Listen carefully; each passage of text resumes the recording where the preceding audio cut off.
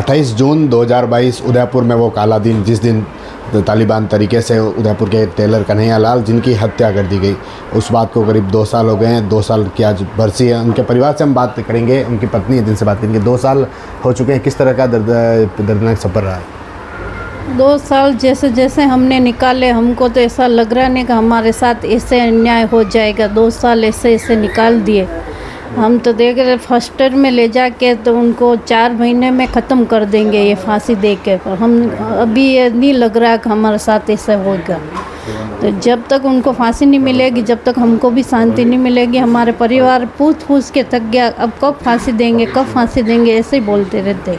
किस तरह निकले आपके 2 साल ये, जिस तरह से? 2 साल तो हमारे ऐसे ऐसे निकले जैसे मैं तो कहीं जाने की नहीं रही हूँ, घर के अंदर पैक की रहती हूँ।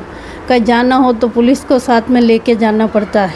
अजीब सा लगता है, कैसे जाई हूँ ऐसा लगता है। आपके बेटे ने प्रण भी ले रखा है। चप्पल नहीं पहनता। मेरा जी ऐसा जलता है कि वो जूते चप्पल पहनता ही नहीं है। जैसी गर्मी में ऐसे निकलता है। बाल कटवाता नहीं है कि जैसे वो उनको फांसी नहीं देंगे जब तक मैं बाल भी नहीं कटवाऊँगा। देखिए, कन्हैया लाल जी के जो बड़े बेटे यश हैं, यश 2 साल हो चुके हैं, आज 2 साल की बरसी। क्या लगता है कहीं कहीं केस में ढिलाई बढ़ती जा रही है? देखिए, हमसे तो ये वादे किए गए थे कि आपके केस को फास्ट ट्रैक में ले जाया जाएगा, 3 से 6 महीने के अंदर अपराधियों को उनके अंजाम तक पहुंचा दिया जाएगा, फांसी की सज़ा दे दी जाएगी।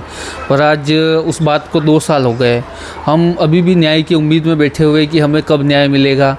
इतने सारे सबूत होने के बावजूद इस केस को इतना लंबा क्यों खींचा गया? और खुद मुजरिम कबूलता है वीडियो बनाकर कि मैंने अपराध किया है, मैंने ये हत्या की है, तो अब उनको रखने का क्या सेंस है? ठीक है, पहले तो कोर्ट इस चीज़ को बताए और फिर मतलब कहे मतलब उस वीडियो सबूत को तो आज की डेट में तो वीडियो सबूत मान्य है।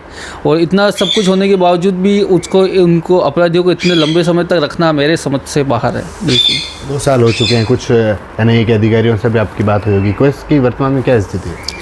देखिए, लास्ट टाइम जब मैं एनआईए अधिकारी से मिला, 6 तारीख को मेरी पेशी हुई थी। इसी महीने में 6 तारीख को मेरी पेशी हुई थी। तो उस दिन जब मैं उनसे मिला तो उन्होंने मुझसे कहा कि हमारा जो प्रोसेस है वो काम करने का बिल्कुल अलग है। हम कुछ भी चूक नहीं चाहते, इसलिए हम इतना लंबा समय इस केस में लग रहा है कि अगर इनको सज़ा हो तो पूरी तरह से कोई बचने के चांसेस ना, उनका ये कहना है। बट अब उस टाइम को भी बहुत समय हो गया। हम चाहते हैं कि जल्द से जल्द बस अब उनको सज़ा मिले और मेरी जो ये कुछ प्रण है वो सब ख़त्म हो बस।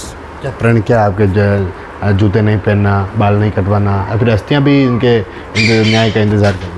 बिल्कुल, मेरा सबसे बड़ा प्रण ये थी कि जूते चप्पल और बाल, ये तो चलो एक नॉर्मल सी बात है।